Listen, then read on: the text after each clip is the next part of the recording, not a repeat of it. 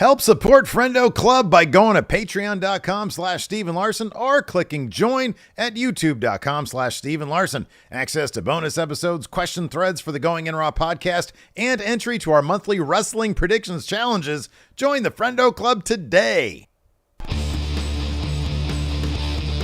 Hey, Friendo, Steve here. Hey, Larson. And welcome back to Going In Raw, the only pro wrestling podcast you need to be listening to. On today's episode, we're talking last night's Monday Night Raw. Two huge matches. Two big losses. One kind of surprising, the other one not shocking at all. The Bloodline attacked Monday Night Raw. Cody Rhodes and Jey Uso both suffered at the hands of the Bloodline. But there was a little bit of backstage info that was interesting. We're going to talk about first, Larson, with regards to the Intercontinental Championship. What's up? So this comes to us from WrestleVote. So, of course, Jey, after hitting Gunther with, 5 spears, hits the splash, seemingly on the precipice of victory. Victory seems certain, nearly. Within his grasp. Yeah, until the bell rings before the ref counts 3. It doesn't look like Gunther is close to kicking out. You go over to the timekeeper area, and there's Jimmy ringing that bell to cost Jey the Intercontinental Championship. Now, question is, was Jey's loss always the plan? So this comes to us from WrestleVote's quote, hearing an interesting story we hope to follow up with more today. Sources states there were multiple people within the company under the impression Jey Uso was winning the Intercontinental title on Raw. I'm told that as late as 6 p.m., this was the direction on various show rundowns within creative and digital departments. So this went, WrestleVotes tweeted this, I think, like close to 9 o'clock last night. If my memory serves. It was last night, even if the time's a little off. Yeah. So, again, now we have to have this constant conversation when we have these news stories coming from backstage about whether these were actual plans or if this is some misinformation or disinformation. Ding, ding, ding, ding, ding, ding, ding, ding, ding, ding, ding. You are a winner. Yeah, dude. Yeah, no, I don't buy this for a moment. I don't buy this for a second. Not a chance. Oh, my God. They're fucking with us, man. Oh, man. Larson, all the sources we have, all the scoops that we're after these days, we're known as a reliable scoops center here at Going In Raw. No, but for reals, that's crazy, right? Like, there's no way Jey was winning the Intercontinental Championship last night, but they're putting that out there backstage to try to get a little bit of that disinformation out there. Yeah. Oh, boy. That's kind of crazy, man. It is. It is. We say this all the time, but especially after the Justin Barrasso thing, leading up to the Rumble. It's so much of the information that or news stories we're going to get, we have to take with at least possibly a grain of salt because it's going to be hard to delineate. Yeah. What is actual information that people have that's going to happen versus a slew of misinformation or disinformation being spread out to, not spoil things that are about to happen.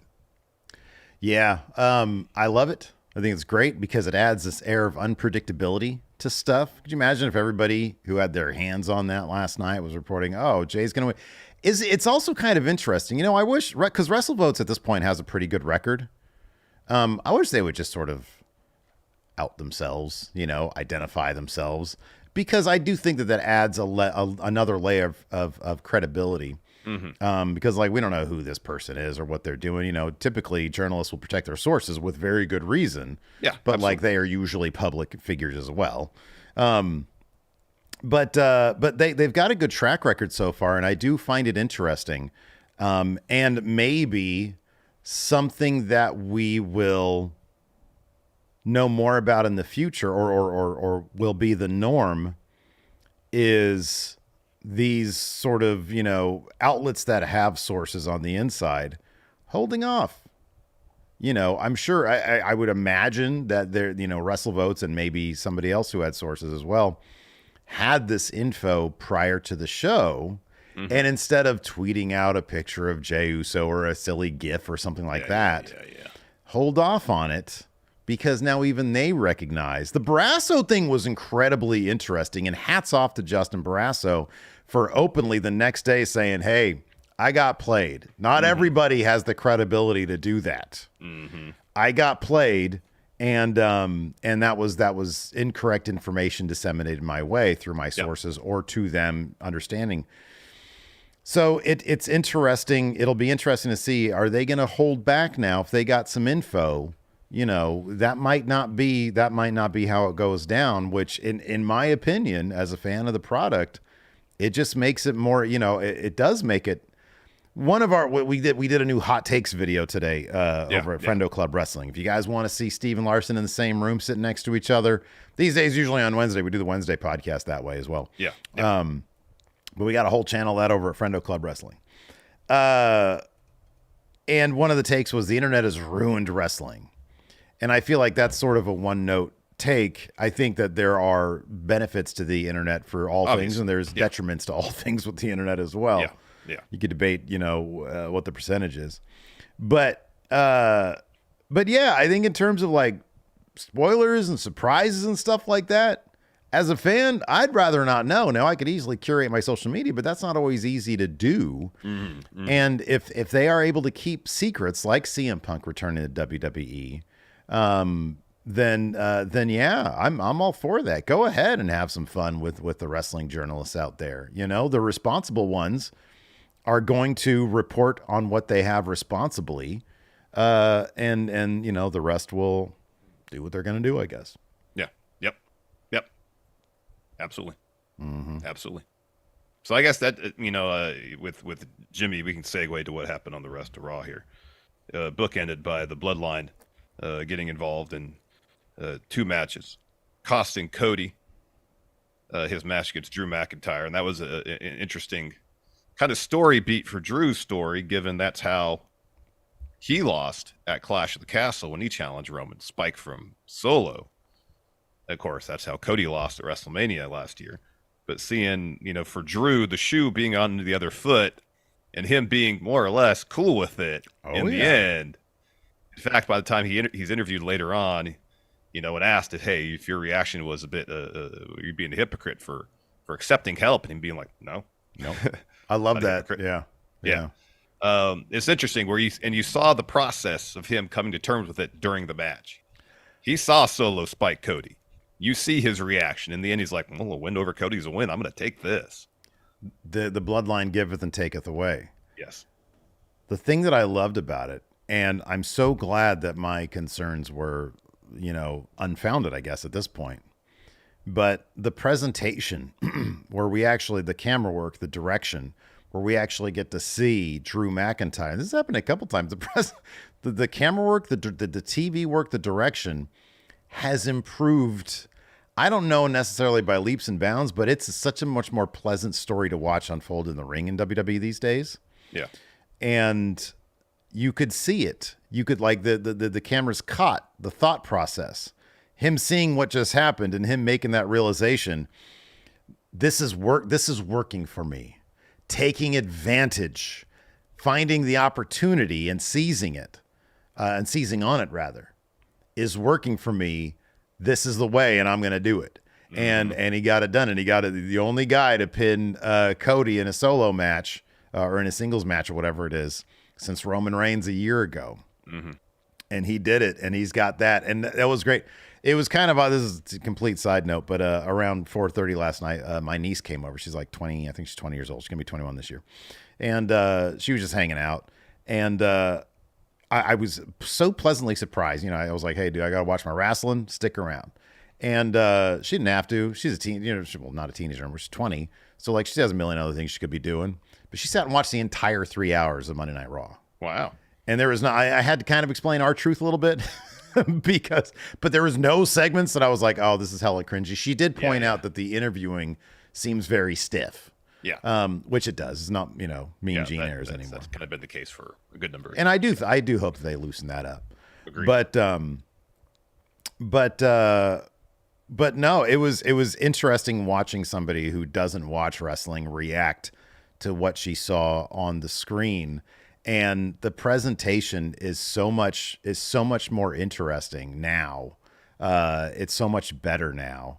And I don't know. It's great to watch. Well, I know I had a point. I had a point talking about my niece, but it's the presentation, and as you mentioned, you don't get those embarrassing segments to the same degree that you used to. You That's don't get yeah. those leaps of logic from a storytelling perspective where, for example, if someone is watching with you who's not familiar with the product and is not up to date on the stories, and there's this huge leap of logic and you have to spend time explaining it or trying to explain it.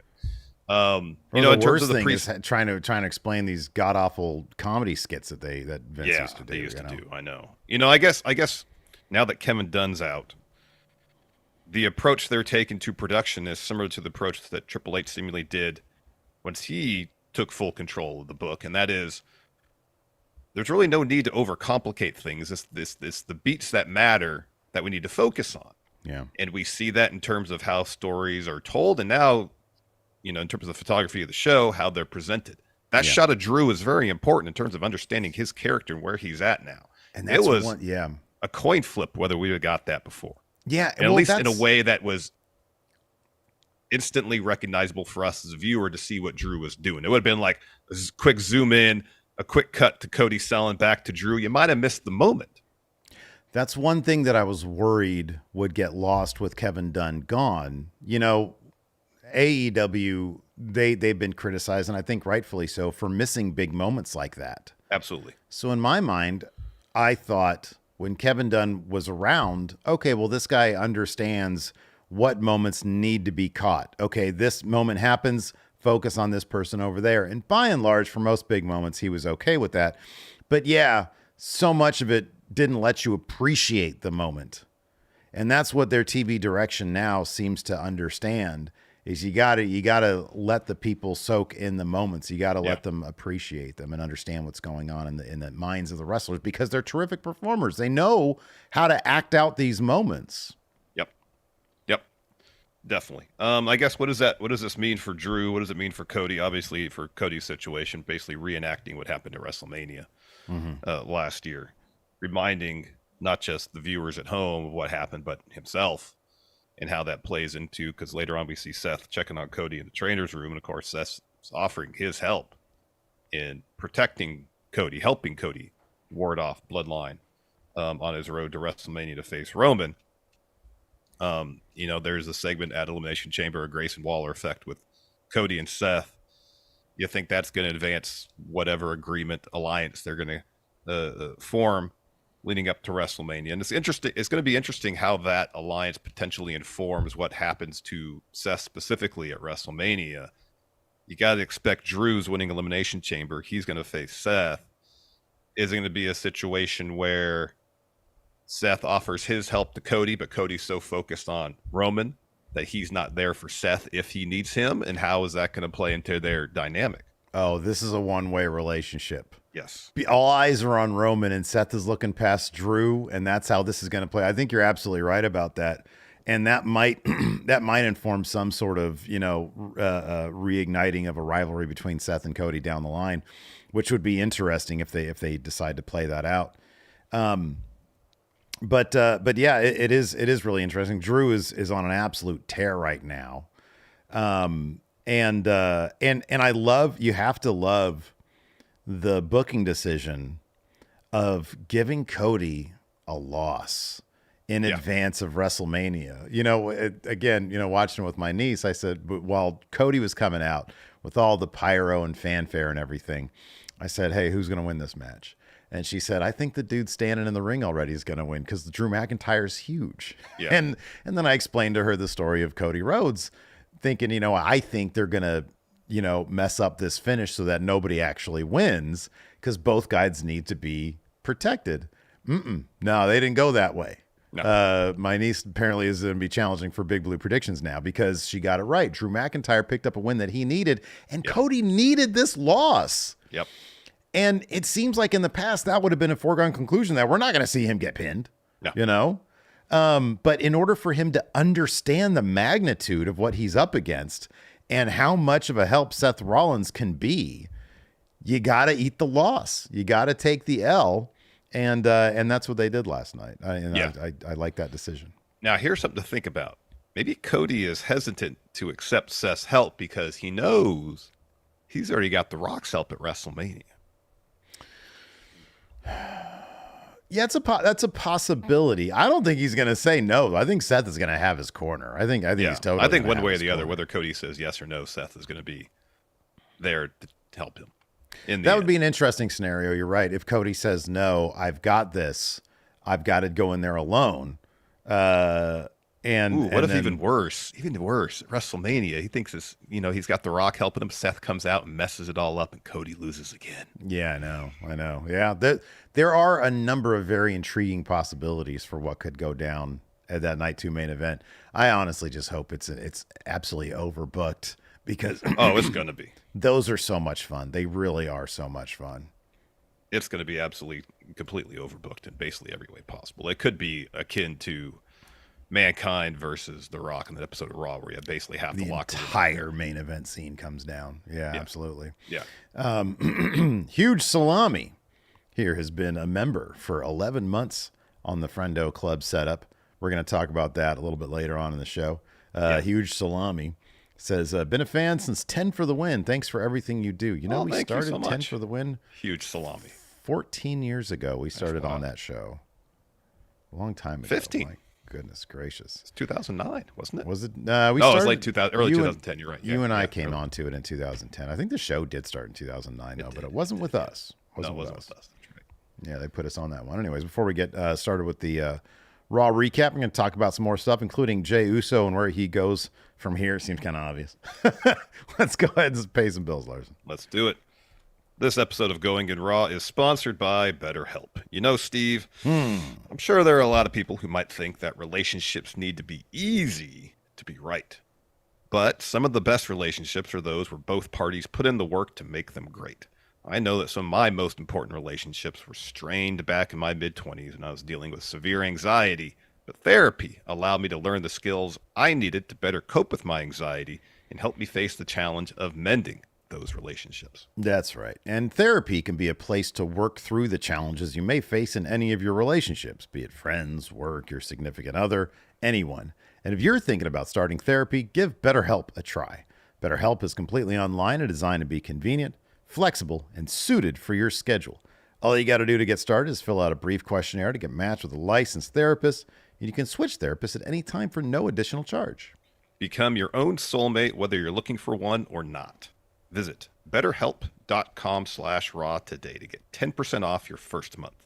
That's BetterHelp, HELP.com/raw.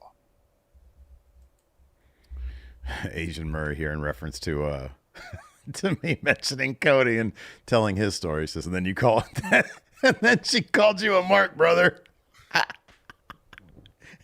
She's threatened to come over every Monday and watch Raw with me. I hope that happens. That would be so much fun, man. That would be so much fun. That would be. First name, John.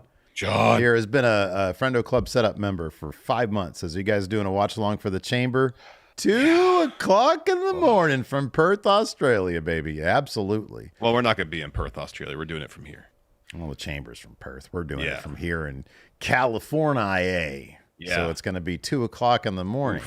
Oof. My goodness. People are asking, what are you guys going to eat? I'm not eating anything at 2 o'clock in the morning. Oh, I might have to stay awake. Marquez here with the Super Chat says, during Sammy's promo, I kept waiting for Seth or Cody to pop into frame and give him that reason to be a part of history. Oh. He's gonna win the Intercontinental Championship there. You think so? Man, we've got Bash in Berlin coming up though. Yeah. So, I don't know, but like he's going after that Intercontinental Championship. They might. I think he's going to go. It's either that or he might go after the U.S. title, like cross brands or something. Maybe. That'd be interesting if he goes after that. Well, Kevin Owens is still in the mix. Well, that's the thing. Kevin Owens would have to be out of the mix, and then that's how you bring Sammy in. Either way, Sammy's going to go after the mid-card title that one of his friends is going after right now. I kind of feel like it's going to be the Intercontinental Championship because there's nobody else for Gunther. Well, we'll talk about that in a bit. High Plains Drifter, with a member for 23 months, says, give me all the overbooking for that match. Then Child comes out and spikes Roman to finish their story together. Yeah. All right, Steve. There you go. Cody, come here. All right, let's Yeah. talk about Jey losing to Gunther for the Intercontinental Championship. As mentioned, it's pretty obvious where Jey's story is headed, and that's a feud with Jimmy. I guess in a lot of respects, it makes sense for this to happen. I was kind of thinking they might build up to it a little bit more, if you know what I mean. Yeah. Like if they had yeah. done this match 2 weeks from now, Yeah. and there's some, whether it be on SmackDown last week, this week, this upcoming week, next week, whatever, or all of them, where there's more references to, hey, Hey. hey, Hey. we gotta keep Jey from achieving this. You don't have to be like that, upfront about it, but references to making sure Jey is not successful in whatever he's trying to do. And I know that's kind of the overarching thing. We just haven't seen it in a while. Yeah, like they've been. I know. I feel you on this. They've been pretty content on separate brands. There's been obviously there was a bit during the Rumble. Yeah. There's been little things here and there. Yeah. But by and large, they've been pretty separate, and Jimmy's been okay to stay away from Jey and vice versa. But I guess it was beating Gunther is a big deal, and on top of that, there might be the lingering resentment of Jey having won the tag titles with Cody for 10 days. Yeah. But yeah, beating Gunther for the Intercontinental Championship is a massive deal. So I get it. I see it. It's fine. There's history there. Yeah, it's fine. I'm not gonna. I wouldn't make a huge deal I do. about it. No, I know. I totally get where you're coming from. It did just seem. I do appreciate. I love Jimmy's character work. Him ringing the bell and having that just shit-eating grin on his face was So absolutely pleased with hilarious. Watching my niece doing play-by-play on that match, by the way, was hilarious because she was like, "Oh my God, why is that guy just letting himself get violated?" Because Gunther was beating the shit out of Jey the entire time. And then at the end, when Jimmy keeps on laying into Jey, she's like, "Man, that guy's having a bad day, isn't he?" Yeah. Yeah, no, I think this is going to be, I'm glad for these guys because they've openly talked about how much they would love to have this Mania match. Mm-hmm. Who knows where the Bloodline's going to be a year from now? You strike while the iron's hot. This all Bloodline, all Mania situation. Yeah. And they could make this a Mania series. They could have Jimmy versus Jey this year. Maybe you do some sort of double turn where Jey goes bad and Jimmy's a good guy next year. You could do, if you want to make this like this whole, or titles on the line of some sort. Yeah, Jey continues his momentum upwards. Maybe he loses at Mania, walks into next year's Mania as World Heavyweight Champion, which depending on, his trajectory, he keeps on losing all these main event matches. Yeah. But yeah, I don't know. It'll be interesting to see. The match is going to be off the hook. There's going to be some really good matches this year, by the way. The possibility for, several match of the year candidates to happen at WrestleMania is very, very high. So we seem to know where Jey's story is headed. What about Gunther? So I doubt it's coincidental that Chad Gable defeated Ivar right before the Intercontinental title match. Apparently Chad Gable and Gunther have been wrestling on the house shows. Oh, that I didn't know. Yeah. So are they going to go back to try to build up Chad Gable in the next 6-7 weeks? God, I hope not. It seems like that moment's passed, hasn't it? Yeah. I don't buy it. I mean, look, we all know the match was great. The match could be great. Yeah. He's a comedy guy. He's been stuck in this Ivar. The Alpha Academy is stuck in this Ivar thing seemingly forever now. Yeah. Look, is it possible? It's entirely possible. I wonder if it might be more of a situation. I mean, the thing is also Gunther and Chad Gable have history, and sometimes on the house show circuit, they don't only explore what's to be, they go to the familiar because they already have the match or whatever. Yeah, done. They've got the chemistry. They got the rapport. Exactly. So I feel like it's probably more that than sign of something to come. I saw that Sami Zayn promo and everything he said tells me, one of my earlier predictions was both Owens and Zayn walk out of WrestleMania as mid-card champions. I don't know that that's going to be the case necessarily, but I kind of feel like they're both going to be fighting for those mid-card titles. Yeah. It just feels that way. Sami saying, and I've said this before, Sammy's got tons of history with the Intercontinental Championship. He's trying to get back in. He wants to accomplish something historic, he says. Gunther's got the historic reign. Yeah, ending Gunther's reign. And, if they want Gunther to challenge for the World Heavyweight Championship against Drew at Berlin. Mm-hmm. Yeah. That's definitely a possibility. I mean, look, Gunther, that dude is ready to get that to that next level, to the World Heavyweight Championship level. They need to mix that title up a little bit. And they could see that. I don't know if that would necessitate. I know, man. I don't know what to do about that. She's on she don't like the couch anymore, but she bugged me to get on the couch. She doesn't like the couch, but she doesn't want the floor either, right? Well, I got this rug now. Yeah. And it's got like the perfect amount for her of like cushion, and then like, the floor underneath it is nice and hard. You know how dogs are. They're like Klingons. They like to sleep on slabs of, Yeah. And but like, I don't know, today she was in the mood for the couch, so I put her on the couch, and now she's bugging about What's that. off? Yeah, doesn't want the couch anymore. She's just a grumpy old lady, man. My goodness gracious. Caleb here has a super chat, says, I don't care what you say. I want Gable to win the title. Well, that's like your opinion, man, because that dude's a comedy act, and I really do. He's a phenomenal wrestler, and spend a year building the guy. I know you see a lot of sentiment. I did, I saw it last night on social media. There's a lot of people who are like, yes, Chad Gable should be the person to beat Gunther. And I think, yes, Chad Gable's a phenomenal wrestler. And if they had told a story that seemingly inevitably led to another encounter with Gunther, since he lost to him already a couple times, then I'd be fine with it. We haven't seen that. No, we have not. Far too often, and since then, he's faded into the background. Yeah. How many singles matches has he had on Raw that he's won since the series of matches with Gunther? Not a ton. Yeah. And if they are telling a story where I lost to Gunther, and I'm saying not him mentioning it from time to time, I want to get the Intercontinental title, but actually tell the story of him losing to Gunther and finding the ingredients within himself, put the algorithm together to figure out how to actually beat him and tell that story over the course of months, then yes, I'd be into it. And it makes sense. Right now, it doesn't make any sense.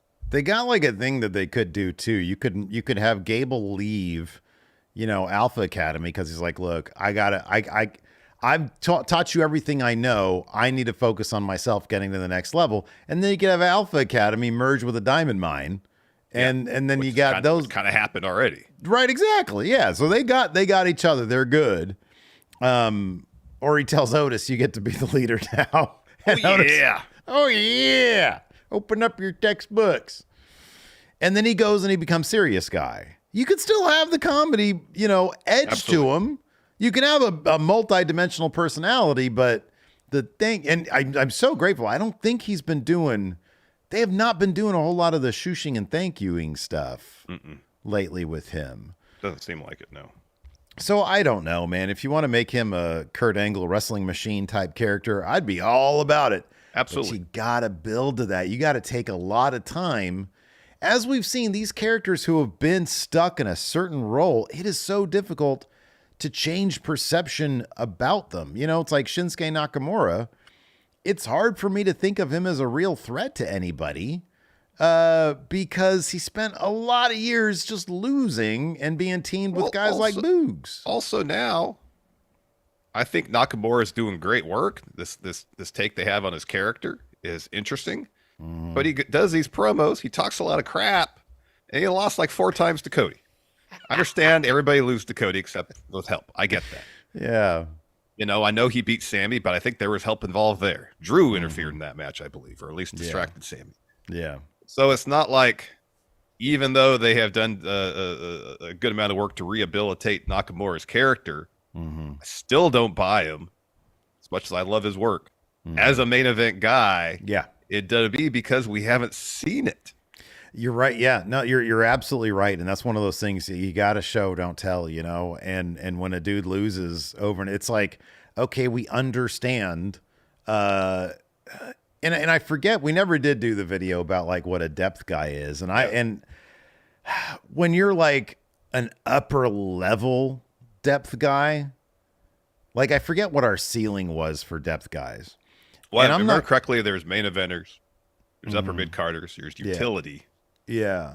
then there's depth guys, He's and then I probably more guess of a enhancement utility talent. guy because like Yeah. Cross was a depth guy. Ivar was like a depth guy, but yeah, like because Nakamura, he won against Sami Zayn, but With thanks to a distraction, yeah.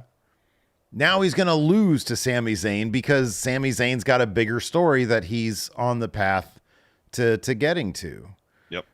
So yeah, but so that relates to Gable in that we've seen Gable in this role for so long that unless he sheds, look, dude, and they could actually do it fairly quickly. If it's a clean split and he's like, look, Otis, you're Alpha Academy professor now. I'm done. He goes away for a little while, comes back, and he's just wrecking fools with this new cold mentality. He'll get to that spot really quick. People will want to see that. You can still show some personality, but yeah, you can get him to that point pretty quickly, but that's not going to be with Alpha Academy. No. At least not the way Alpha Academy is booked right now. Bryant here with the super chat says the Usos should have mid-card title reigns later this year. Yeah, I could see Jey.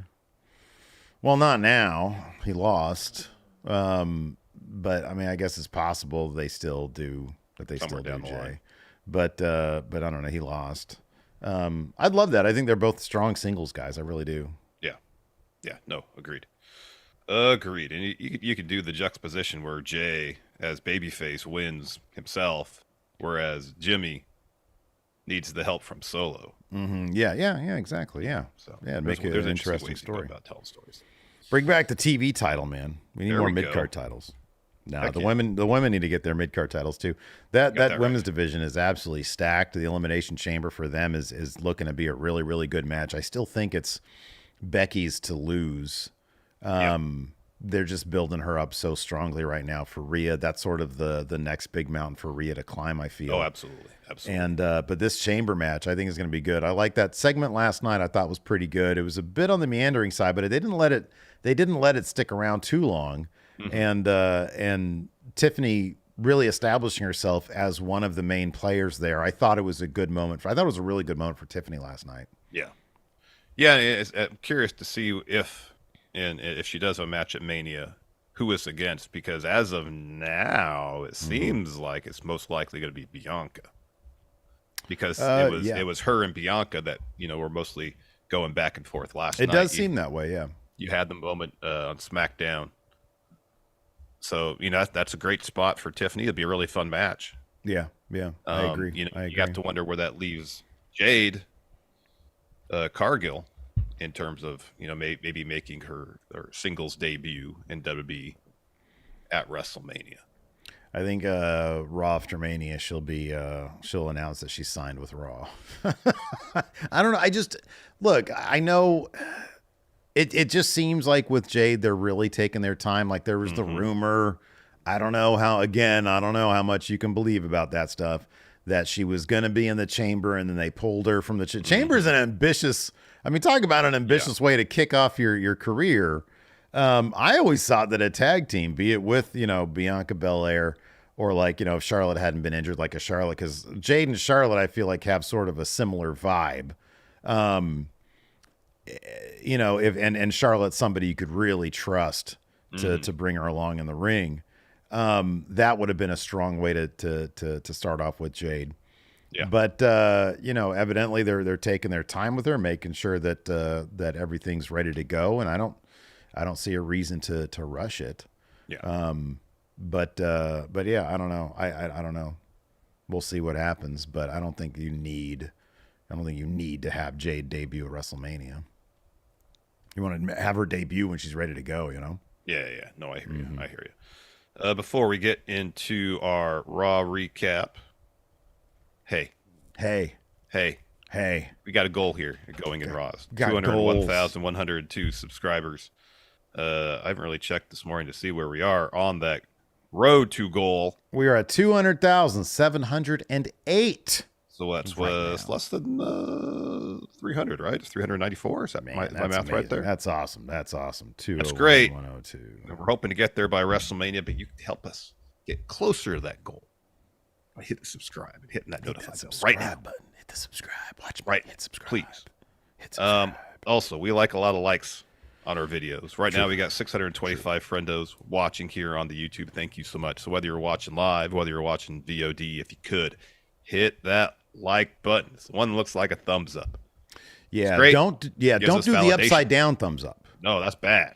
Bad. That's a dislike. We don't want you to dislike us. We want you to like us. We want validation. Right. Yeah. No, look, apparently, it's good for the video too, but more so, it makes us feel good when we get a lot of likes. Look, if you like a guy who cleans up after his dog every single time that dog craps, hit that like button for Larson. If you're more lackadaisical and you think, oh, that's overrated, hit that like button for Steve here. You want to get back to that, huh? No, I don't. Why'd you bring it up? You know me. What am I? I'm chaos. You are. Chaos. Neutral chaos. That seems like an oxymoron. How could it be? It really chaos? does. It really does. Yeah, I don't know. Also, let's talk about the Friendo Club setup really quick, man. Because we've got the Big Blue Predictions Challenge. We're on the Week of Champions. We've got WWE Elimination Chamber coming up, 2 o'clock in the morning, California time. And we're going to be watching that live. But also, more importantly, we're going to be doing our Big Blue Predictions Challenge, part 1 of Week of Champions, coming up at Elimination Chamber. And then that's going to roll all the way over into AEW Revolution. It's a 2-event predictions challenge. Cameron Shank will be putting his Big Blue Predictions Championship on the line. And you can participate as well. Correct. There will be a prize. Last time, I still haven't sent. I got to send this soon. It's a cap. It's an autographed Going In Raw cap that we're sending to Cameron for being Big Blue Predictions Champion. There's going to be a new prize on the line for the next Big Blue Predictions Champion. And so you can win that. And all you got to do is get the Friendo Club set up. You've heard about the Tribal Chief setup. Well, that's for one man, Roman Reigns. It's very, very specifically not for Seth Rollins, Larson. But the Friendo Club setup, anybody can get that. Seth Rollins can get it. You can get it. I can get it. Anybody can get it. All you got to do, we make it really easy for you. 2 different ways to get it. Go to youtube.com/Stephen Larson, click join. Or go to patreon.com/Stephen Larson and click on the Friendo Club setup. Either way, it's $5 a month. Great way to help support the show. Plus, you get not only access to the Big Blue Predictions challenges, you also get access to our bonus episodes, including Friendo Cast, which we do every single week, where we talk about anything but wrestling. No wrestling allowed. No wrestling. This past week, we talked about grunge music because we're teens of the 90s. Yeah. And then also, of course, access to the question threads. We read the question threads every single episode we do, pretty much. And yeah, there you go. You got any ideas for FriendoCast this week? What we're going to talk about? No, but all the gears will move. I will be moving. I've got 2 days before you shoot it on Thursday. Got 2 days to get that one thought of. I don't know. I'll see what's in the news. We'll see what's current. See what's out there. Oh no, I've got an idea. Yeah, I've got an idea. Oh, good. Soliciting ideas for our Stephen Larson short feature film. That's right. Yeah, man. That's right. Forgot about that. And we'll read those. We'll read those and see if we can take those ideas and make a coherent narrative. Exactly. Yeah, take all the ideas. Yeah. Script writing process completely out of our hands. Yeah. Dang MQ says, we ever find out about Mike Orton? No, never heard from Mike Orton. I hear voices in my head. They counsel me. They don't. Yeah, Mike Orton never reached out, right? Nope. Interesting. No Mike Orton. Anyways, Raw kicked off with Drew McIntyre versus Cody Rhodes. Hell of a match right here. My goodness, what a great match. The finish, of course, saw Bloodline interference. As he said, it sort of went down the same way as the WrestleMania match. Both men are down. Cody goes for a Cody cutter, but instead eats a Glasgow kiss. And then a future shock. Drew only gets 2 with the future shock. Drew stares at the sign, heads up top. Cody attacks his leg and heads up with him. Cody hits a superplex. Cody hits a top rope triangle. Cody cutter for another 2 count. Cody fires up and grabs Drew. He looks at Jimmy Uso run down, and he's like, whoa, he's distracted. Don't you mean, whoa? Whoa! Grabs Drew anyways, but Solo appears, takes out Cody with a Samoan spike, and then Drew's like, whoa, all right, Claymore gets the win for Drew McIntyre. And Drew sees the bloodline in the ramp, and he's obviously pretty conflicted, but he tells the ref, raise that hand of mine. The win's a win. And, yeah, good stuff there. Yeah, he seems upset, but at the same time, he's like, oh, well. It is what it is, man. Better Cody than me. Exactly. Somebody had to win this match. Exactly. Then we get a video package about Jey challenging Gunther for the Intercontinental title. Then they advertise the last chance battle royal for the final spot in the women's chamber match. Then we get an Andrade video package. This was that was really well photographed. It was, yeah. That initial shot where he's in the foreground, silhouetted, and there's looked like a factory or something. There's steam and machinery or something. I don't know what was in the background. It's hard to tell. It was out of focus, but it looked really great. Yeah. Cinematography was awesome. And he is now, once again, Andrade El Idolo. Indeed. He says, I'm a third-generation luchador. My grandfather, my father, my cousin, my wife, all wrestlers. This is my destiny. However, my family, my coaches, my friends have many expectations. I won't let that stop me. Look at me, who I am, what I am. I define my destiny. And then he says in Spanish, I control my destiny, realizing everything I've achieved, everything I'm going to achieve. My destiny is here. WWE, the era of Andrade El Idolo has begun. El Idolo. La Sombra. Cien. I wish they'd bring that theme song back. It was so good. It was good. Cien. It was great. Let's see here. So we've got Cody in the trainer's room. Oh, they do this great bit with the telestrator, Larson. They got Pat doing the telestrator, and I will never argue against using a telestrator to do highlights for wrestling. No, never argue. And then so they did this bit where he sort of does a circle around Drew's eyes, noticing the bloodline. And then Drew took a still of that or a gif of that and put it in his Twitter and said, "Look into my eyes, what do you see?" Oh, it was great. The trolling of CM Punk continues. Oh, it's fantastic. Fantastic. So Cody's in the trainer's room and Pierce is like, "Hey, I threw Solo and Jimmy out." Yeah, sure you did, Adam Pierce. Mess. And I'm going to find them too. How are you, Cody? And Cody's like, "I'm fine. Just leave me be." So he leaves and Seth walks in and takes off his sunglasses and just looks at him and pats him on the knee. And big ol' I told you so, huh? Yep. Enormous I told you so. Yep. Yeah. So after that, we had a women's elimination chamber video package talking about who's in the match so far. And then we had the last chance battle royal. Shayna Baszler versus Zoe Stark versus Raquel Rodriguez, the returning Raquel Rodriguez. Yes. Xia Li, Valhalla, Tegan Knox, Indy Hartwell, Candice LeRae, Maxine, Ivy Nile, Isla Dawn, Alba Fire, Zelina Vega, Michin, B-Fab, Chelsea Green, Alexa Lopez, Natalia, Katana Chance, Caden Carter. My goodness, man. 3 of the standouts of this match, they never cease to amaze me, and I think they're going to be big. Ivy Nile is so damn smooth in there, dude. She is so darn good. And Zoe Stark, as always. Yeah. She is just so crisp, and she's so good, and her athleticism is so off the charts. I had never really seen much of B-Fab in action, but I love her punches, man. She winds them all the way back. They look amazing. They look so good. Yeah. And it reminds me, I think it was AJ Francis who mentioned this. Yeah. That she's actually pretty darn good. Yeah. And she puts in a ton of work and they just never used her. Man, I hope they really get on that, because if what I saw, just that small amount from that battle royal last night, was any indication, I think she could be a lot of fun in there, man. Agreed. Raquel gets the win here.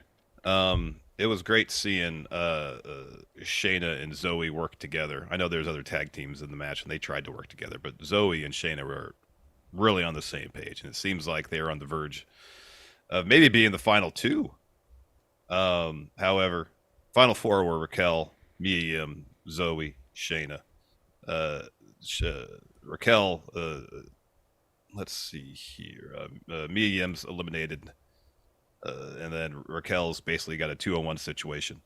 Her against Shayna and Zoe. She managed to eliminate both of them, but earlier Chelsea had slipped out of the ring. Not eliminated, though. Comes back in and tries to surprise Raquel while she's starting to celebrate by eliminating her, but Raquel easily reverses it and just throws Chelsea over the top rope. Yeah, I was kind of bummed out by that. I was hoping Chelsea would get the win there. I know. I'll be honest, I was hoping Shayna would get the win there. And I kind of feel like anybody who's been in the chamber, who's eliminated everybody, Probably should get a bye. They should Yeah, just to get an in. automatic spot. I know. I agree. Like, how do you need a qualifier when you're imminently qualified? I know. You've proven that. Here's my resume. Eliminate everybody 1 year. All right, you're in.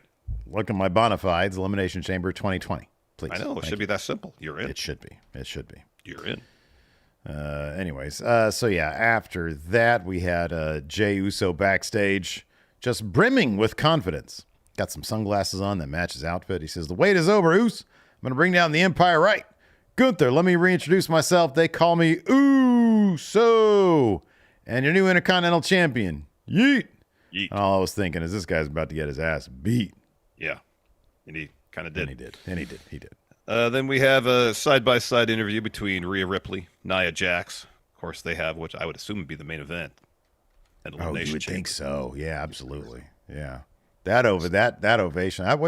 This is going to be a stadium show, right? Yeah. It's at a cricket stadium, I believe. Do we know like what the attendance is going to be? WrestleTix had, I want to say it was over 40,000. Oh, wow. So you're going to hear some very loud mommy chants. She is going to have a WrestleMania or better entrance.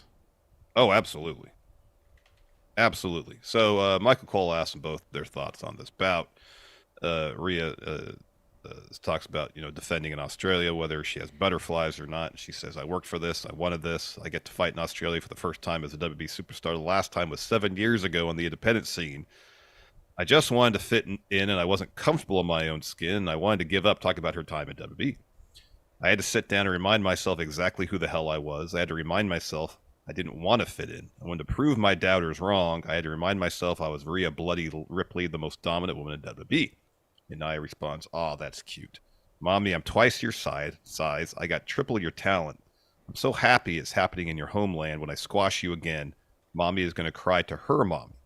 And Rhea says, you can talk all you want, attack me from behind all you want, but face to face with me in Perth, with everyone screaming for Mommy, you're going to crumble. All your momentum will disappear, fade into nothing. Your nightmares will be a reality when you realize you're just not good enough. I'll see you in Perth." And then Rhea, I like this when they do the sit-down interviews where somebody takes the Take mic off off the and mic, walks yeah. out. Yeah, I felt this was lacking a little something. Some of the, side-by-sides are not really easy to get right. No. But there have been some exceptional ones in the past because you need that the Seth Rollins Riddle one was probably the best one they've done. Yeah. My favorite one of all time is probably Brock and Braun when Braun was in the ring and Brock Lesnar was backstage. And Braun forgot his lines. So, quick update on Elimination Chamber from WrestleTix. This cool. was 17 hours ago.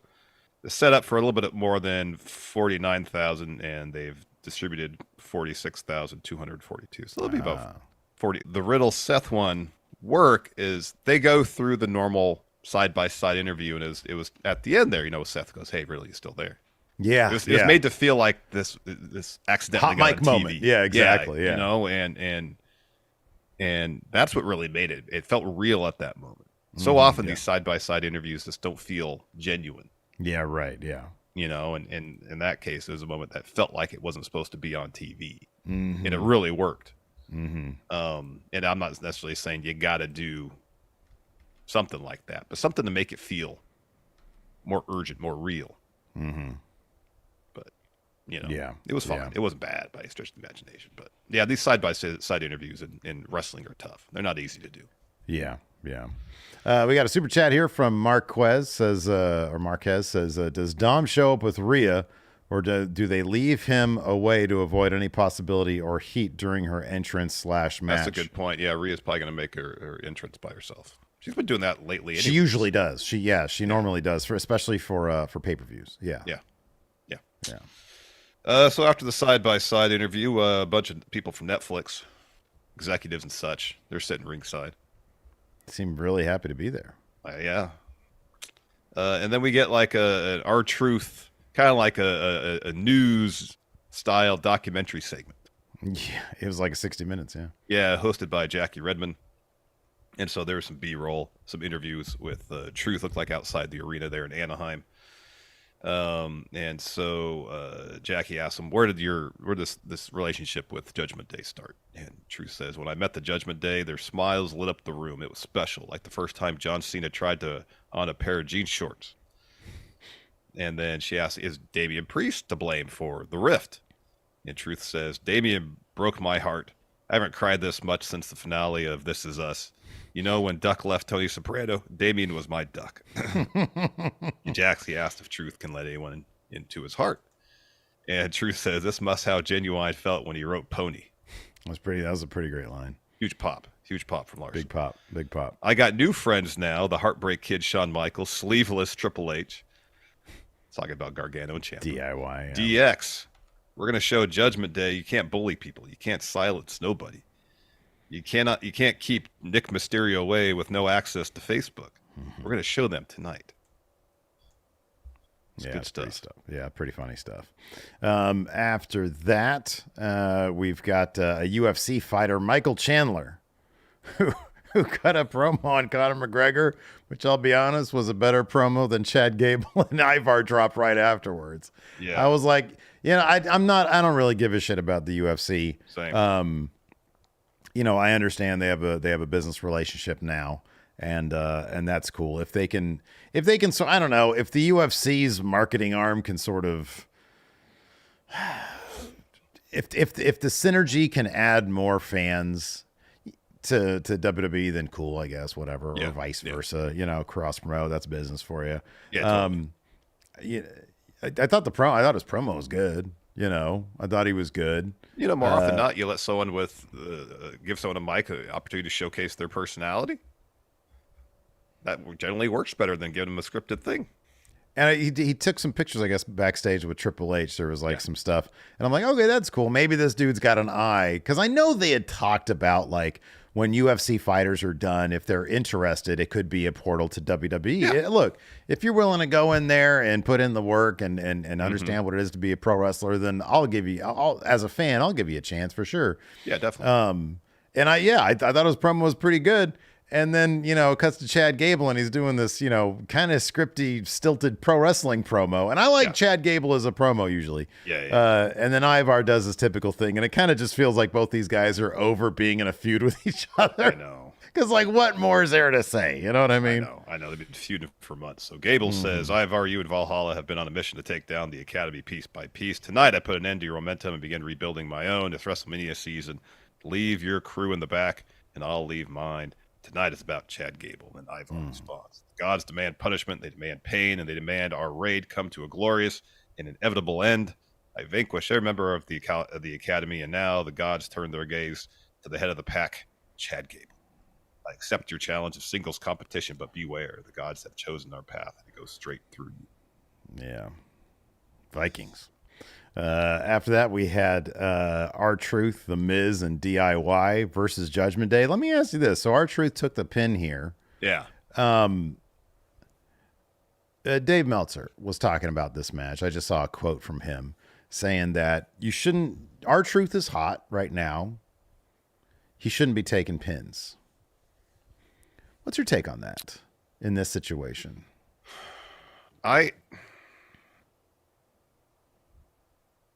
I was somewhat surprised he took a clean pin. It wasn't like JD got an opportunistic shot before Priest hit him with the choke slam. I was a bit surprised that something like that didn't happen. The ref was distracted. JD does something that leads to Priest hitting the choke slam. So in that case, I get it. But if Truth had lost following that, I felt like, yes, that adds heat to the feud. I feel like Priest just pinning Truth clean doesn't really add a whole lot per se, because Truth he eats a lot of pins. I see this in chat right here, and yeah, I kind of feel like this is the situation, and time will tell. But I feel like this was, and you're right. I'm kind of surprised. I'm not kind of surprised. Like in a one-on-one clean matchup, Priest needs to be the better guy because he's Mr. Money in the Bank. Yeah. You got to keep the strongest potential main event guy. Totally, I get that. 1,000%. Theoretically, he should be like a world champion within the next 6 months. Yeah. Well, he doesn't have that long. As a tag team, though, he's got 4 months. he's got till July, doesn't he? Got till June, I think. When is Early Money July. in the... I think July Okay. 1st. July 1st Okay. last year. Okay. So we're in the vicinity here. 4 months. My goodness gracious. He doesn't have a lot of time. No. If Truth and Miz are going to be the people to take the titles off Judgment Day, the tag titles, then this is all right. Because Priest is going to go on to hopefully be a main event level guy in 4 months. Yeah. And Truth and Miz are super duper over. So I guess this is okay because as a cohesive unit, it's like FTR, you know, like Dax can eat a clean pin against pretty much anybody, and Cash can too.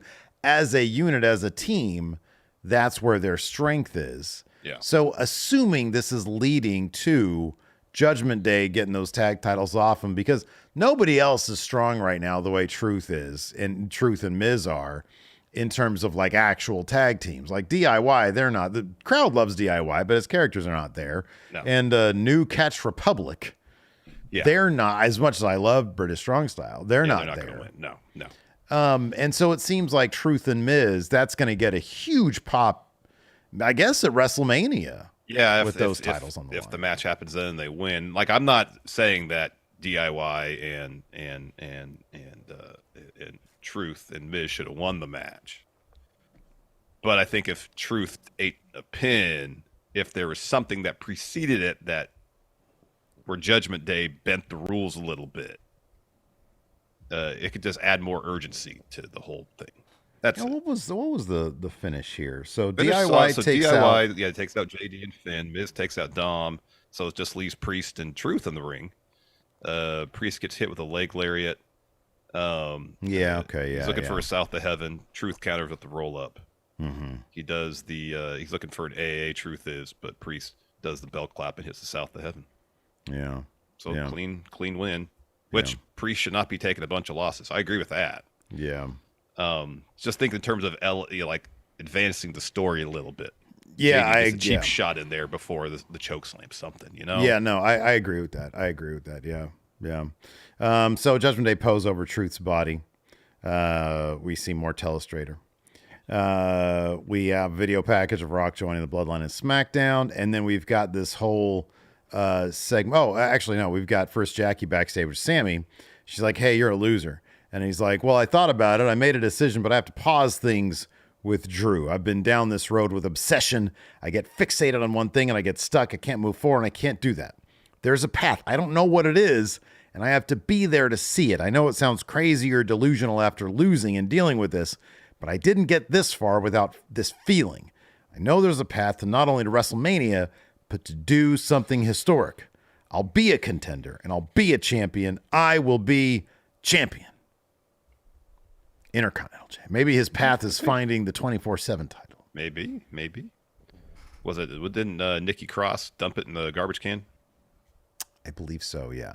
So it's in a landfill somewhere. Maybe he can go to Riyadh to the WWE Experience, and they probably have one there. Well, they're going to do the World WWE for Mania too. So maybe they have a replica 24/7 title there.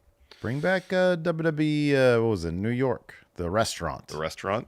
Yeah, but bring it here to Sacramento. Oh, they Midtown business right away.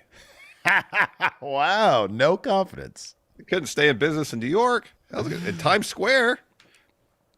I was going to stay in business in Midtown. Do you know what? Like the rent at Times Square has got to be ridiculous. I know, but it's you're paying a tenth of that in Midtown Sacramento. Yeah, I know, but 10 times the revenue.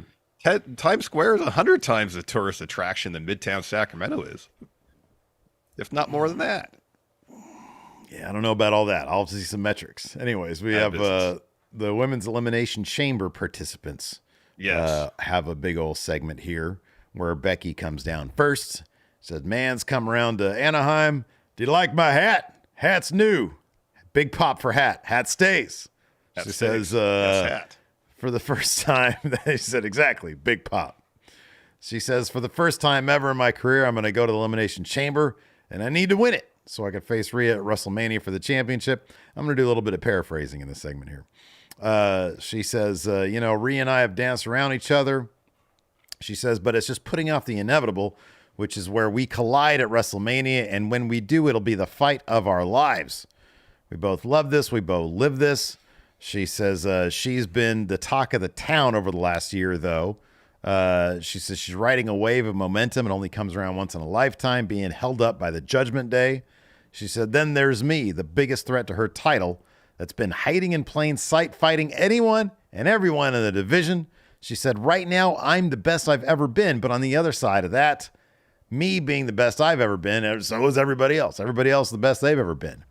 She says, so in 5 days when I step inside the chamber, I'm going to be doing it with 5 of the best. Liv, Bianca, Raquel, Naomi, Tiffany. And while I don't have anything against these women except for Tiffany, she's kind of annoying, which I love because it's referencing their NXT past. Exactly. I've beaten most of them, but never in a cage built with steel and glass with the ultimate prize hanging in the balance. And then watch me. Watch me. Watch so me. Liv Morgan comes out, Larson. Yeah, she says, Becky. I'm sorry to interrupt, but before I get started, I love the hat. While not a fan of sitting in the back and hearing you explain why you need to face Rhea, I want to prove you want to prove you're the best, and I get it. It's very Becky of you, but I don't care who's the best. This is about revenge. This is about my life. She says, Rhea and I were tag partners. She turned on me. I moved on, found success with Rhea. We were tag champs, I believe, twice. And then Rhea cost them the titles and then cost her 6 months of her career. So while I have you here, let me remind you that I was the last person to beat Rhea Ripley. That brings out Raquel Rodriguez. She says, you guys make good points, but you're all focusing on Rhea. She says, it could be Rhea. It could be Nia Jax. She says, I know there's one thing for sure. There's only one woman big enough and strong enough to take on either one, and that's me. You saw what I did tonight. That brings out Naomi. According to Nice here, Naomi had 10 out of 10 presentation. She immediately looked and said, oh my gosh, her hair, her getup all looks amazing. I agree with that. By the way, I actually did listen to her theme song. I like it better than her old one. Ah, okay. Yeah, I like that theme song. I think it's really good. So she comes down. Becky's like, hey, welcome back. And she's like, thanks. She's like, what's up, Raw? I didn't come back just to come back. I came back with a new purpose. I made a name for myself in TNA. I'm here to climb my way back to the top because it's where I belong. That brings out Tiffy time. She says, excuse me, it's Tiffy time. Naomi, while you were trying to make a name for yourself, you left an empty space. The only space I'm concerned about, though, is being the center of the universe. Nobody cares about the past. And looking at all of you, that's all I see. Been there, done that. The future is me, and her name is Tiffany. This brings out Bianca. Biggest pop, by the way, of the entire group. The biggest pop went to Bianca for her music. Yep. So Bianca comes out and says, she says, you may be new, which explains why you don't know what running your mouth may get you. I'm the EST. I've been at the tippy top for a long time. At the chamber, you're going to find out that you won't be like me, do it like me, or be better than me. There was one thing I've done, and that is win the chamber. This year, I'll continue my undefeated streak at Mania. She says, respectfully, if I have to, I'll beat you, and definitely you, looking at Tiffany, to get to WrestleMania because you can't spell it without EST, which factually is correct, Larson. It is. And so Tiffany responds, Bianca, you're so last year. No, like literally you peaked last year. And Bianca goes, you don't, I think she says you don't go here. You go. She said you just got here Tuesday, so you barely even go here. So then Tiffany goes after, a brawl breaks out. A huge brawl breaks out. Everybody's fighting. Nia eventually comes out too and just lays out everybody. Yeah, that was cool. Nia coming, she looked like an absolute monster out there. Yeah, that was really cool. Yep. So after that, we had a smiling Gunther promo. Tonight is the greatest night in Jey Uso's career. He can fulfill his dream of becoming a singles champion in WWE. Let me reintroduce myself. I am the Orangevale Gunther, the longest reigning and greatest Intercontinental Champion of all time. When the bell rings, I'll make you understand you don't belong in the main event. I'm afraid you'll have to keep on dreaming. Big Gunther's smile. getting better. Big smile for Gunther. Oh, he's happy. He's having the time of his life right now. He is. Wildly successful. Nia Nakamura video package. He says, Sami Zayn, you want to be a contender? First of all, fighters fight. True fighters don't whine everyone to try and get a spotlight. You want a spotlight? I'll give you one. If you think you're an underdog, I'll make sure you stay that way by defeating you again, by breaking you again, by dragging you to the very bottom. Then you can bask in everyone's sympathy. I will show them that their contender is a pretender. You want more? Shinsuke, anytime, anywhere. There you go. I feel like that next match that they have, that's going to be maybe more on par with their NXT match. Yeah, it could be. Because like that first one was sort of just designed. It was a good match, but it was just solid, designed for that finish. Yeah. But if they do the big like Sami Zayn actual win thing, that'll be a freaking match and a half right there, man. Yep. Another match and a half, Chad Gable versus Ivar. This is a hell of a match. Again, I love Chad Gable, what he does in the ring, man. Great wrestler. He's in like phenomenal shape. Like that dude's just vascularity, you know? Yeah, the striation on those muscles is off the charts. Oh, it's nuts. Got the win too. Tapped out Ivar with an ankle lock here. Is this going to go to like, this wasn't a Viking rules match, was it? No. That they have the shields all around the ring for those, and then they have the big boat, the long boat. Do you think they're going to do the boat? Do you think they're going to do a Vikings rules match, or is this done? I don't know. I mean, it says here the Academy ran out and celebrate with Gable. That sounds like it's done. Kind of feels like it's done. I hope it's done. I do like the big boat though. Long boat. What's it called? I know. I don't know why that got a big pop for me. You correcting me on long boat? Because it's not exactly large; it's just long. Yeah, right. Yeah. It's crazy to think that the Vikings took like, those long boats and rowed across the Atlantic. Yeah, I know. I'm just saying compared to like what was Skarsgård? Oh yeah, that's a dilapidated boat. It's also small compared to big boat, Yeah, imagine which is also long boat. Take small boat, elongate it, and you got something close. Yeah, not really though, man. The long boat is really big. It's got the things at the end, but where the people actually see it, it's not that large. In my mind, it is. That's what I'm going by. In your mind, it's like a cruise ship. Yeah, yes. In my mind, it's yacht size, like Carnival, man. Go see one in person. They're not that large. I don't want to now. It's going to ruin the experience for me. So then they have a whole graphic with the start times for Elimination Chamber. And I stare at the Pacific time zone. It says 2 a.m. I'm like, gosh, darn it. What am I doing with myself?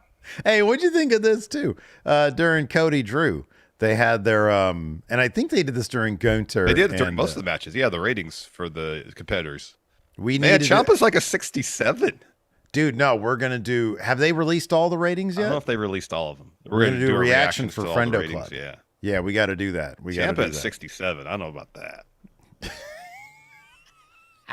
That's really low. Yeah. That is really low. Really low.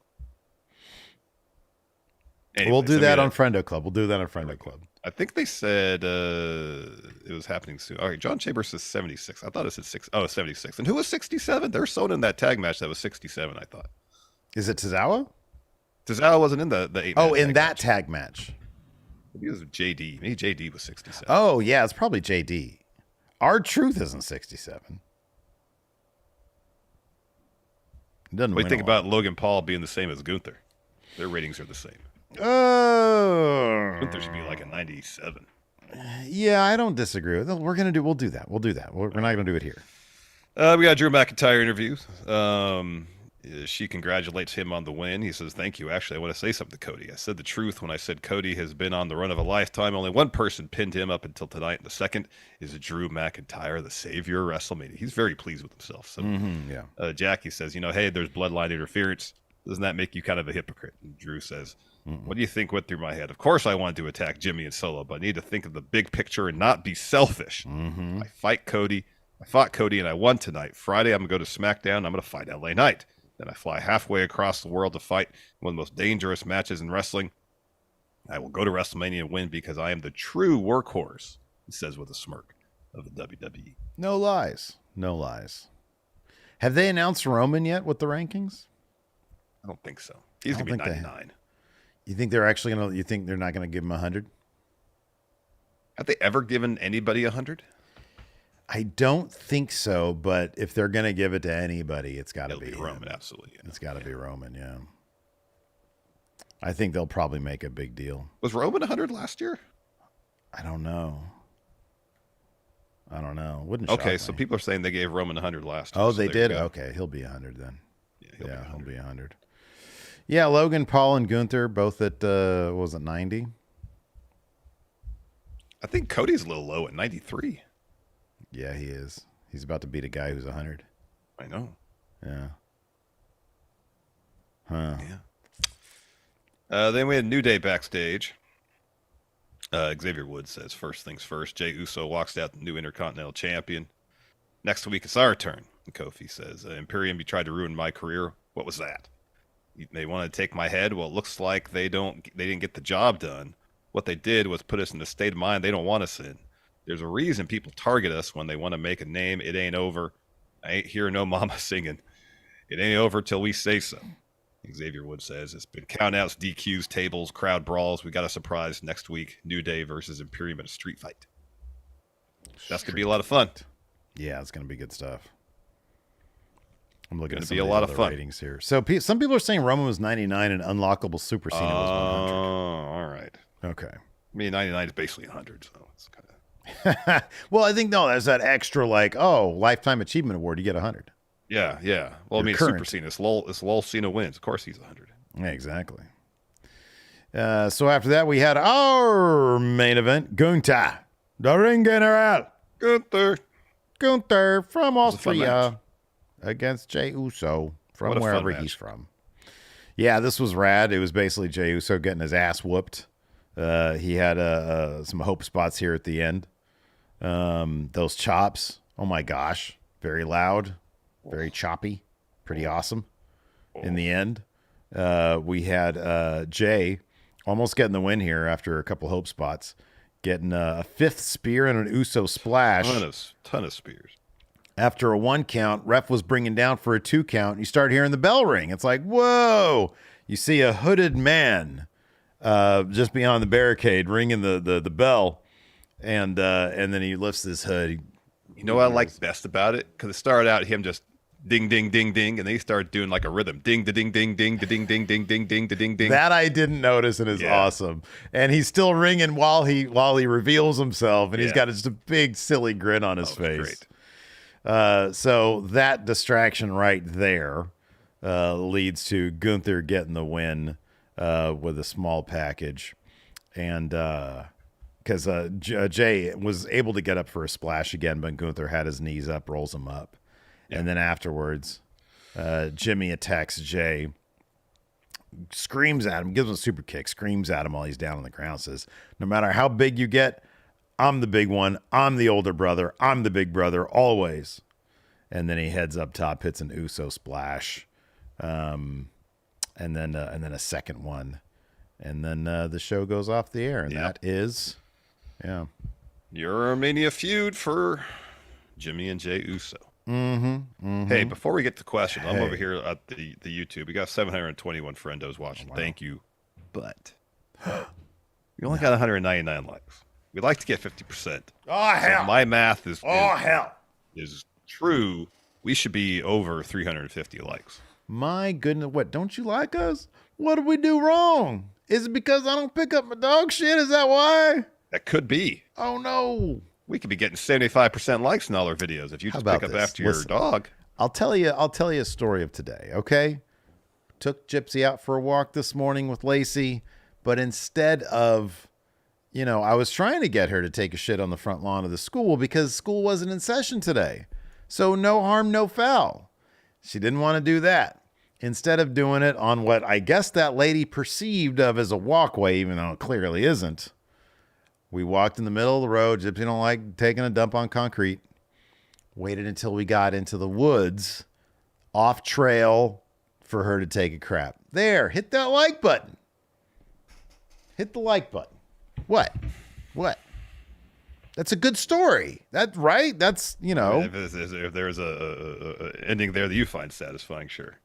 What I made sure that she shat where nobody would be walking. Unless it's like another dog who's out there, So isn't that okay? You're going to do what you're going to do. I'm not going to try to convince you to do anything else. I'm not asking for you to convince me, but I would think that's not an acceptable thing to you. In my mind, The only acceptable thing is picking up after your animal. That's my even philosophy. in a wooded area where no. Oh my! That is abnormal. No, that is not. weird. My dog poops. I pick it up. That is super weird. I don't think that's weird. I pick up after my animal in a whole like wooded area. Yeah, my dog poops. I pick it up. That is too far. That is way too far. That is bizarre. Not gonna lie, a little strange. There's not a path. It's Doesn't just matter. A wooded area. If my dog poops, I pick it up. Oh my, that's crazy. That's crazy. I pick it up. You're just walking around with dog shit. Yeah. Tie the bag up. What is it? It's not a huge deal. You got just a bag of shit. You're carrying around a bag of shit. What does it matter? It's in a bag. It's sealed. I can't smell it. What does it matter? You're just carrying around a bag of shit. Yeah, it's not. Here's the thing. It's not dog shit in my hand, man. It's in a bag. It's in a receptacle. It's right next to your hand, though. What does it matter? You're trying to make me feel like it's gross. No, I pick up dog shit every day, several times. It's poopy. In a bag. It's not in my bare hand. It's not in my pocket, Steve. That's disgusting, man. Come on. Not disgusting. It's in a bag. You're like, hey, everybody. Yeah. Like if it's a necessity, if it's like, oh, it's on a sidewalk and people are gonna, then okay, you can suffer the humiliation of carrying around a bag of feces. See, I don't find it humiliating to carry around a bag of dog shit because I'm like, hey, look, I'm a responsible pet owner. I pick up after my animal. Yeah, I don't know, man. Like in the woods, that's like where all animals poop there. There's like plenty of poop. There's tons but they don't have owners who carry around dog poop bags when they walk their animal. Dope says the bag might have a hole in it. No, I make sure there's not a hole in it. Do you put water in it and make sure there's no hole in it? No, but like, like the first one on a roll, they had that little piece of tape that keeps them close. So when I do that, I try to make sure a hole doesn't form. And if it does, it's in the woods. I don't get what the problem Steve, possibly is. It's about my mic almost fell over. About developing good habits. And if I'm in the habit of picking up after my dog, I'm going to continue picking up after my dog. I think it's the responsible thing to do, so I'll continue to do so. You can have your philosophy about leaving dog shit in the woods. That works for you. I will pick up after my animal. Yeah, I don't know, man. Fine, Maggie says, what if a dog has a squishy poop and they poop on the sidewalk? So you pick it up as much as you can, but the smearing and spread there is unfortunately. Then what do you do? Well, if my dog poops on the sidewalk? Picking up some of the poop's better than none of it. It's just smeared all over the place. You're just sitting there and it's just smearing everywhere. Like I'm not wiping it with You've never seen soft dog poop before? Yes, I have. I picked up soft dog poop before. Yeah, no, but it smears. Like it smears sometimes. Sometimes it's it does soft, sometimes, but still, smears, it's less poop there than there would be if you hadn't picked it up. I was walking around with a poop bag. Yeah, it doesn't bother me. No reason. There's no reason for that. Yeah, there is. So I don't feel like so I don't leave dog poop somewhere. I don't care. It's in the woods, though. I don't care. Yeah, I don't get it though. Why? Fine, you don't have to get it. I don't care if you don't get it. Well, I'm just curious. I'm curious about like the line of thought there. Because I pick up after my animal. That's it. Okay. All right. That's it. It could be the surface of the moon. My dog poops the surface of the moon. I'm gonna pick it up. The surface of the moon? Yeah. Nobody lives on the moon. Why would you do that? The odds of anybody ever stepping your dog shit on the lunar surface, Larson, are so astronomically low. My dog poops. I pick it up. What about Jupiter? What if you're in the gaseous planet of Jupiter? There's no surface there. Then why, we wouldn't be walking there, would we? So no, we wouldn't be there. She would be there to poop regardless. You're not going to pick up your dog's poop on Jupiter? Because we can't walk on Jupiter, you fool. But does your dog poop on Jupiter? If your dog no, because we can't go to walk on Jupiter. But you're not going to pick it up if your dog poops on Jupiter, but I'm you will not, on the moon? No, I'm not walking her on Jupiter because there's nothing to walk on. What about Europa? That's the one that has a surface? Yeah. I'm picking it up. Nobody's going to Europa. Don't care. I'm picking it up. Nobody's going there. I don't care. I'm picking it up.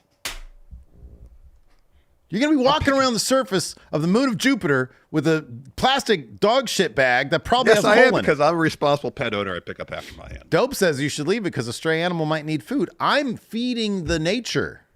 There's no life on Europa. I think he's talking about, well, hold on a second, pal. You don't know that. There's this little movie called 2001: A Space Odyssey. Yeah, it's a fictional film, Steve. What if, do you know that? I do. What about Pluto? It's not even a real planet. It's a subplanet. Steve. Yeah. I don't know how to make this more clear. Okay. When my animal poops, I pick it up. But not on Jupiter. Because there's no place to walk on Jupiter. So you're not picking up your dog crap on Jupiter. Listen, okay, confirmed. I'm not even walking her on Jupiter because there's no place to walk. What a hypocrite. What did the Jupiterians do to you, Larson? There's no life on Jupiter. They're going to be... One. Two, you can't walk on Jupiter, so I'm not going to walk her on Jupiter. On Jupiter. They can't. There's nothing to step on. It's a gaseous planet. Well, you said the other day that it has a core. It does have a core, but the pressure's there. It crushes if you try to walk on the core. Don't use my own logic against me. Patrick Cheeseman says, what about the bottom of the ocean? We wouldn't be walking at the bottom of the ocean because we drown. All right? Oh, you'd be in one of them sea gates. What are they called? Ocean Gate. Ocean Gate, yeah. Or those helmets, with the little window, where you could go into the ocean and walk around. But here's the thing. If I'm walking my dog at the bottom of the ocean, she's going to be one of those things too and won't be capable of pooping on the ocean floor. So it's immaterial. It's a moot point. So confirmed, you will not pick up your dog shit on Jupiter. You will not pick up your dog shit on the bottom of the Earth's ocean. No. You're going to contaminate the ocean, Larson. You're trying to get me in a situation. I'm finding a situation where I'll pick up my dog pooping. In every scenario, we found two of them. Stop. Every scenario you present to me is not a place where I'd ever walk my animal. And therefore, you would not pick up your dog's crap on Jupiter. I will never walk my animal on that, like on some surface of Jupiter, which doesn't exist. I'm incapable of walking my dog on the surface of Jupiter, just so I am incapable of walking my dog on the bottom of the ocean. So my dog will not be pooping there.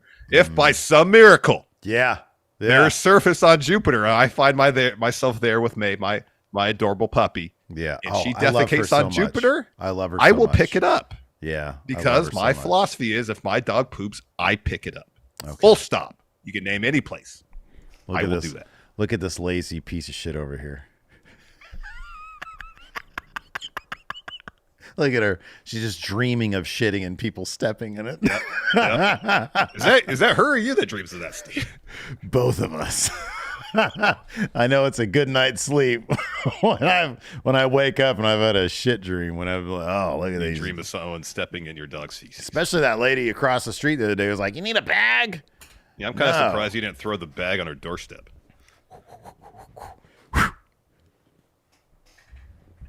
Yeah, man. Oh, that was a lot of fun. Not gonna lie. I'm happy you enjoy yourself. Nikyle here says, you want to answer some questions? I would love to. Nikyle here says, what are your thoughts on the roster ratings so far? We're going to do a video about that. We're going to do a video about that. Some of them are much too low, though. Yeah. Let me see here. Community questions. Here we go. Naruto says, hey, friendos, is there a storyline from a movie that you would like to see adapted in either WWE or AEW? The Godfather. So, like, I don't know. Jacob Fatu's not a good example, but like, I don't know. Because he looks like a mean dude, you know? Yeah, he does. But if there was like some sort of wrestler who came back, that's what I thought Solo's story was going to kind of be. I know. It was like the Michael Corleone story. He shows up, his family is this big mob situation, and then he would have to navigate that, but eventually find himself in the leadership position. I mean, he's thrust into that position, you know, basically. Yeah. So. How would you do 2001: A Space Odyssey in wrestling form?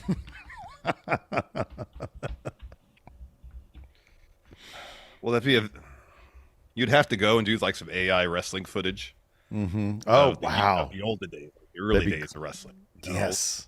Or something. Oh, so we're starting. Wow, we're starting off with the. Okay, I like that. That's good. Where there's I don't think you do the obelisk. Okay, sure, yeah. But something. Shout out to Obelisk. And maybe there's like an early wrestling weapon that they used in the olden days, and one of the kendo stick. Throws it. Yeah, the kendo stick. Before that, just throw it into the air, and it goes twirling through the air, and then we cut to modern day, whatever the analogous weapon is in modern day, falling and maybe landing in somebody's hand mid-match. Right. Okay. Good. And then you get us used to that environment, the modern day, and then there's the obelisk again, or whatever that we're going to use for that, and it's sending a signal somewhere to maybe, I don't know, Madison Square Garden, some well-known wrestling mecca. Yeah, that's good. and so there's a mission to go and investigate what's It's like an happening excursion. at An Madison Square excursion. Garden. happens. I guess the Yeah. question is, who's cast as wrestling Space Baby?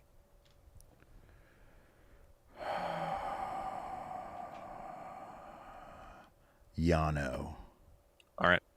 I feel like he encapsulates, or R-Truth, because they encapsulate the innocence of man, you know, and therefore our beloved.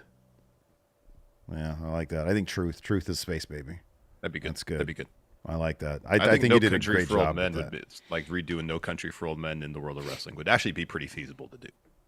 That Someone story, who debuts yeah. is like a force of nature, essentially, you know, and here's someone in the Tommy Lee Jones role who's like in the twilight of his career, and he's got to decide, well, am I capable of stepping up to this force of nature that's destroying this wrestling world that I'd be kind of surprised. Like, hasn't some? Yeah. Like, usually the older dudes are like their egos are too. Like, you know, going back, I know he's sort of persona non grata right now, but Brock Lesnar, right? Like, he debuted. And yeah, it would have been kind of cool if they did like an old man, you know, like an old timer. And then he gets, I mean, as Hogan during that segment, Brock Lesnar said, "Nobody cares about you, Grandpa." That was sort of No Country for Old Men for Hogan right there. yeah. Let's see here.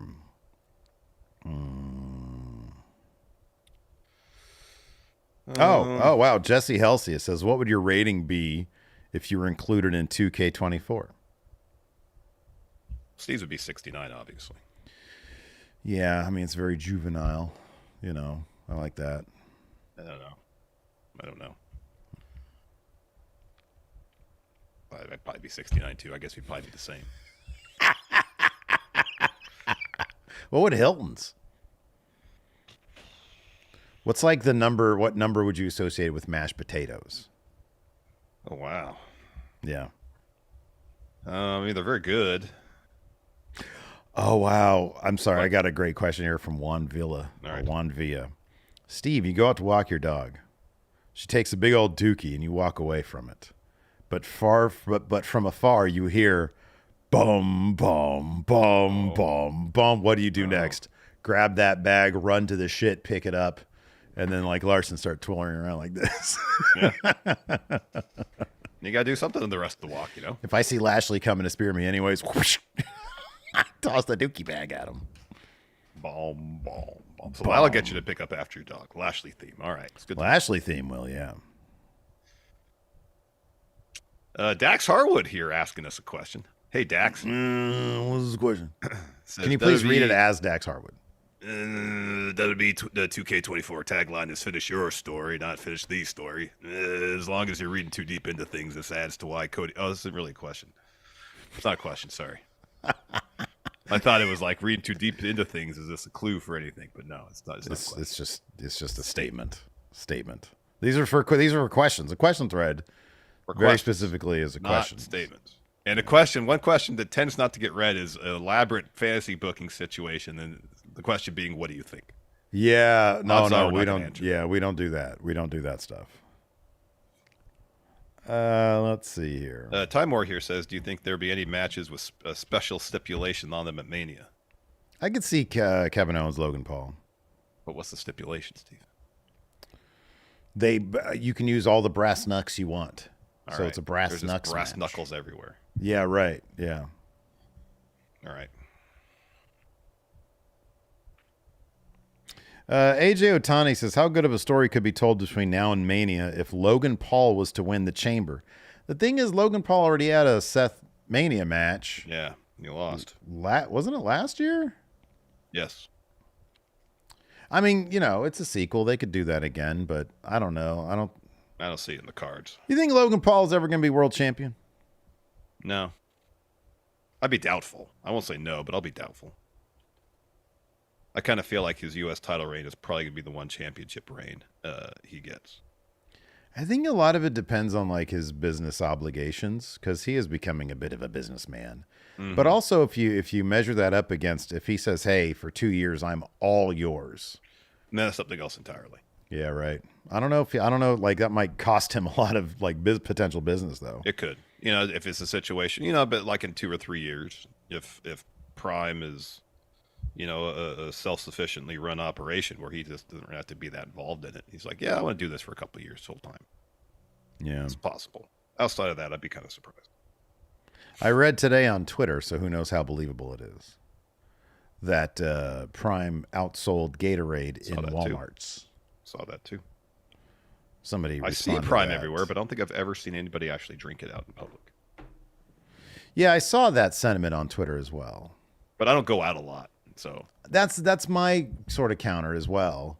It's like I don't go out all that often. I didn't realize Prime is a hydrating drink. I thought it was an energy drink. I thought so too. But I guess it could be one and the same, depending on what the ingredients. If there's electrolytes in it, it could be to replenish electrolytes plus. Just try it at basketball. All right, I might try that at basketball.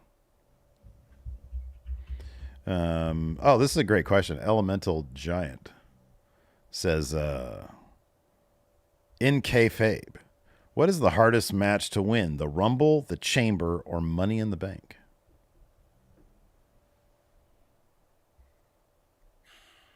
So it depends. Like if you're 1 or 2 in the Rumble, that's probably the hardest. Okay, but here's the thing. If you take the chicken shit way, it's actually kind of not terribly difficult because you could just like slip out the bottom rope and leave. Okay, that example,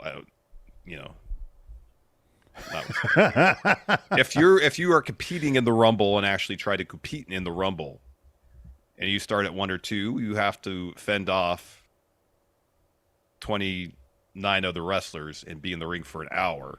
So you got to deal with the cardio aspect of it.